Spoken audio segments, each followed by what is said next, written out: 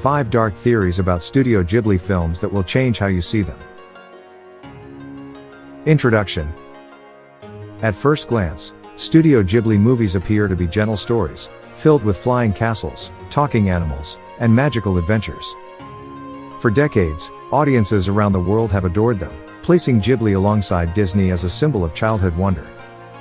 But beneath the colorful animation and heartwarming characters, there may lie something much darker. Over the years, fans and critics have uncovered chilling theories, hidden meanings, and eerie parallels to real life. What if Spirited Away was not about a child's adventure, but about children trapped in the world of sex work? What if Totoro, the smiling forest creature, was actually a god of death?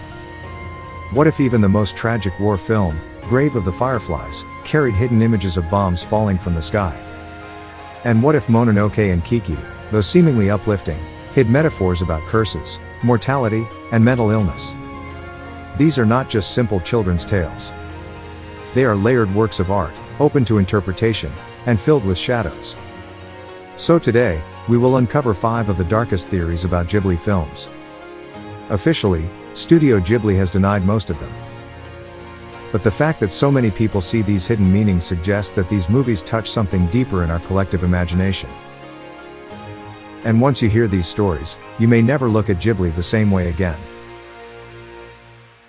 Episode 1, Spirited Away, The Brothel Theory. Spirited Away is perhaps Studio Ghibli's most internationally celebrated film, even winning an Academy Award. At its surface, it is a coming-of-age tale of Chihiro, a young girl who must work in a mysterious bathhouse to save her parents. Yet, some viewers argue the film hides an allegory far darker than childhood bravery.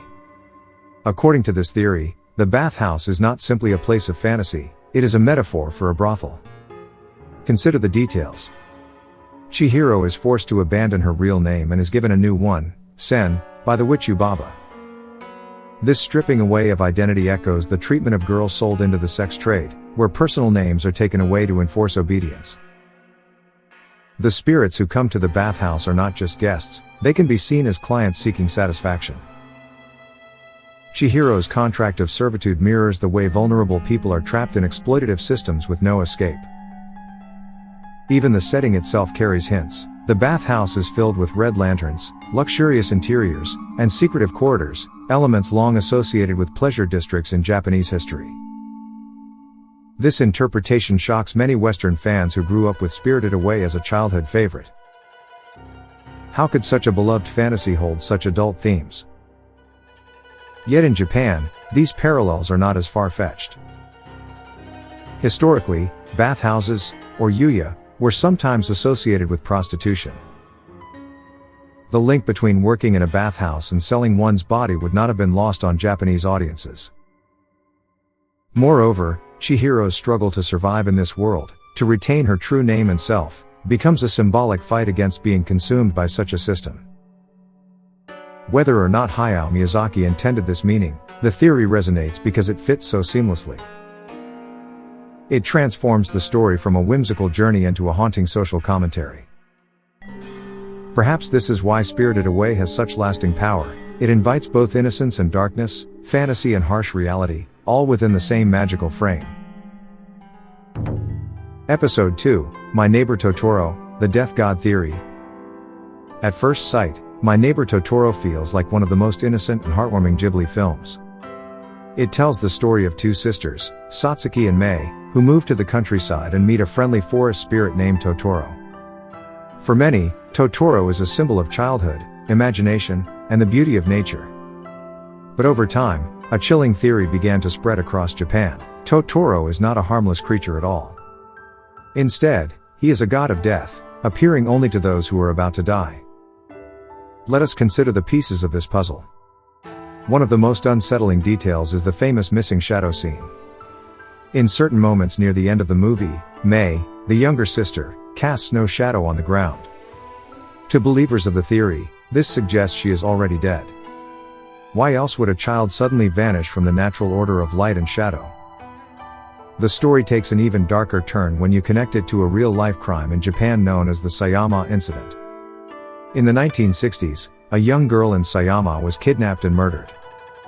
Coincidentally, Totoro's story is set in Tokorozawa, in the same Saitama region. Fans claimed the film borrows unsettling echoes from this tragedy. In the theory, Mei dies after getting lost, and Satsuki, overcome with grief, also passes away. That is when Totoro appears, not as a friendly guardian, but as a guide to the afterlife. Think also about the cat bus. Its destination board, at one point, reads grave. The smiling, unsettling grin of the bus feels more ominous when seen through this lens. Perhaps it is not a magical ride to rescue Mei. Perhaps it is a carriage carrying souls into the beyond. What makes this theory so powerful is the contrast. The film looks like the definition of innocence: fluffy creatures, laughter, and the healing countryside. Yet, layered underneath is the possibility of a ghost story, a tragedy disguised in the form of a children's movie. Of course, Studio Ghibli has officially denied this interpretation.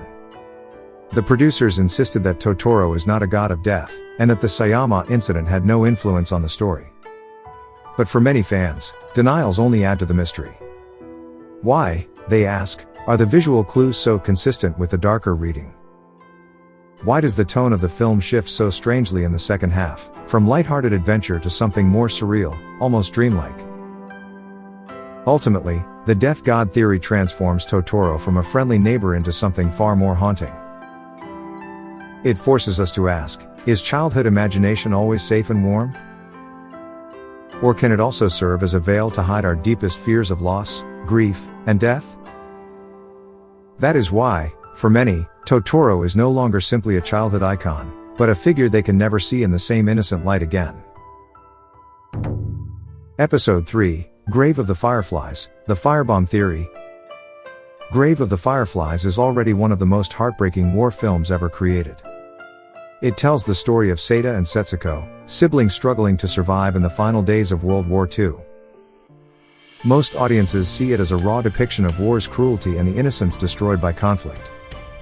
But there is another layer hidden in plain sight, one revealed not in the film's dialogue, but in its promotional artwork. Look closely at the main poster of Grave of the Fireflies.